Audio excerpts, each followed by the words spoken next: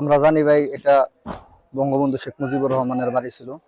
তিনি আমাদের দেশে স্বাধীনতার পক্ষে কাজ করছেন, কিন্তু আমরা তখন দেখি স্বাধীনতার পক্ষে অন্য অন্য যারা ছিল তারা এই স্বাধীনতাকে কুক্ষিগত করছে এবং স্বাধীনতাকে বিক্রি করে তারা এই দেশকে একটা ভারতের অধীনস্থ একটা রাষ্ট্রে পরিণত করছে।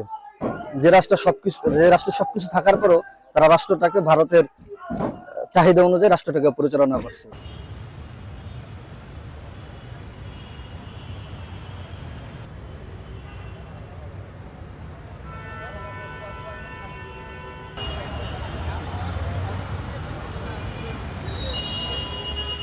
আর এই ক্ষোভটার একটা চূড়ান্ত পর্যায়ে আমরা দেখছি 5ই আগস্ট। 5ই আগস্টের পরে বাংলাদেশের মানুষ এই শেখ মুজিবুর রহমান, তার কন্যা শেখ হাসিনা সহ যারা আওয়ামী লীগ অথবা যারা এই দেশ বিরোধী যারা কর্মকাণ্ডে লিপ্ত ছিল, বাংলাদেশের মানুষ, বাংলাদেশের সাধারণ জনগণ, আলেম ওলামা থেকে শুরু করে সমস্ত মহল তাদের অস্তিত্বটাকে বাংলাদেশে তারা আর মানতে পারতেছে না, যার কারণে এই বাড়ির উপরে এত আক্রমণ।